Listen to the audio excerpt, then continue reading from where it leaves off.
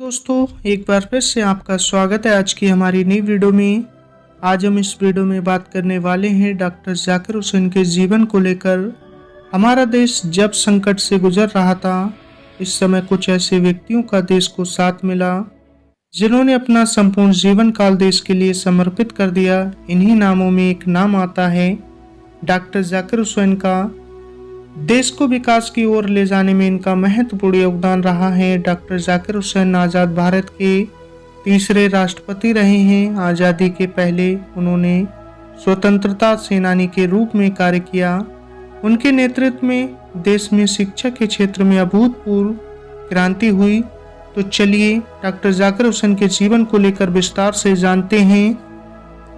Doctor Zakir Hussain का जन्म 8 फरवरी 1897 को हैदराबाद आंध्र प्रदेश के सुनभ्रांत परिवार में हुआ था। इनका जन्म एक शिक्षित और आर्थिक रूप से संपन्न परिवार में हुआ था।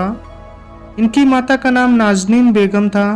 प्लेग नाम की बीमारी से ग्रस्त इनकी मां की 1911 में ही मृत्यु हो गई। थोड़े ही दिनों बाद इनके पिताजी का भी निधन हो गया। माता पिता के कुल 7 संतानें थीं, जिनमें दूसरे स्थान पर थे। इनके पिताजी ने कानून के क्षेत्र में अच्छी जगह प्राप्त की थी। उनके पिताजी ने शिक्षा का महत्व जाना था और वे अपनी संतानों को भी शिक्षा के लिए प्रेरित करते थे।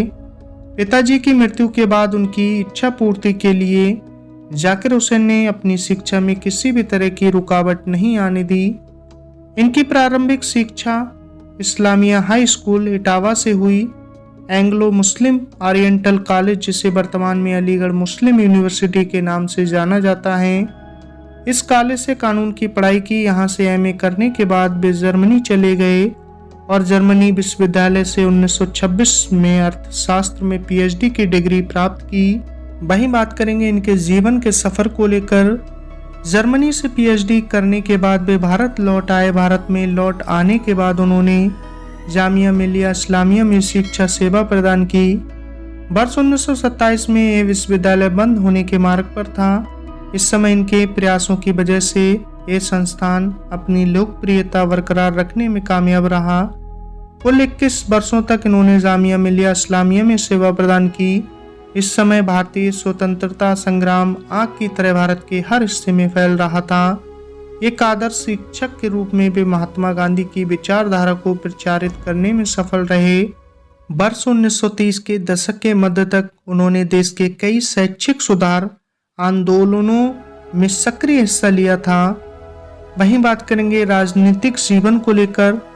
डॉक्टर जाकिर हुसैन को वर्ष 1948 में जवाहरलाल नेहरू की ओर से राज्यसभा का सदस्य बनाया गया। वर्ष 1956 में वे राज्यसभा अध्यक्ष बन गए, साथ ही भारतीय संसद के सदस्य बन गए। उन्होंने इस पद पर 1962 तक कार्य किया।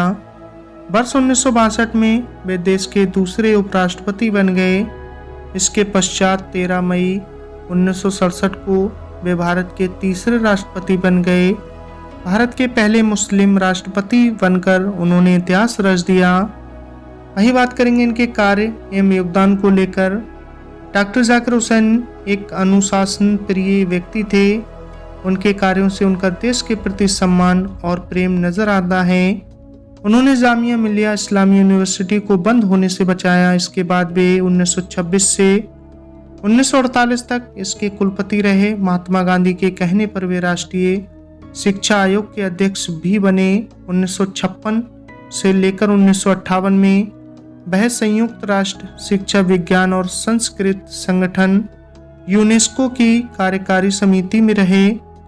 1957 में उन्हें बिहार का राज्यपाल नियुक्त किया गया। वे राष्ट्रपति के पद पर कार्यरत थे। इसी समय 3 मई 1969 को उनका देहांत हो गया। उनकी काया को जामिया मिलिया इस्लामिया के परिसर में ही दफनाया गया। निधन होने के कारण वे अपना राष्ट्रपति कार्यकाल पूरा नहीं कर सके।